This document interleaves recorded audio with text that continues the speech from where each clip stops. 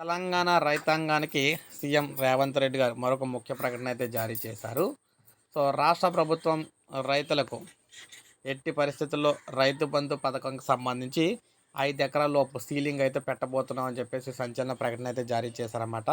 అదేవిధంగా రైతు బంధుకు సంబంధించి ఈసారి చూసుకున్నట్లయితే రైతు భరోసా పేరుతో దీన్ని తీసుకొస్తున్నారు, అందరికీ తెలిసిందే. అదేవిధంగా గుట్టల భూములకు కానీ, బంజరు భూములకు కానీ ఇలా ఏదైతే వాడుకలో లేకుండా అంటే వ్యవసాయానికి వాడుకలో లేకుండా భూములకు కూడా రైతు బంధు ఇప్పటి వరకు తీసుకుంటున్నారో వారందరూ రైతు బంధు అయితే ఆపేస్తున్నాం అని చెప్పేసి చెప్పడం అయితే జరిగింది. ఫైనల్గా చూసుకుంటే ఇంకా ఇప్పటి వరకు రైతు బంధుకు సంబంధించి డబ్బులు ఎవరికైతే రాలేదో వారందరికీ కూడా మార్చి ఆఖరి నాటికి అంటే మార్చి 31 నాటికి వారందరి ఖాతాలో కూడా జమ చేస్తామని, ఎవరో కంగారు అయితే పడద్దని, కాస్త ఆలస్యం అయితే అయిందని చెప్పేసి ఈయనైతే తెలియచేయడం జరిగిందనమాట. సో, అందుకే రైతు బంధు కోసం చూస్తున్న వారికి రైతు బంధులో కొత్త రూల్స్ అయితే వచ్చినాయి కాబట్టి అవి తెలుసుకుంటారని చెప్పేసి ఈ వీడియో చేయడం జరిగింది.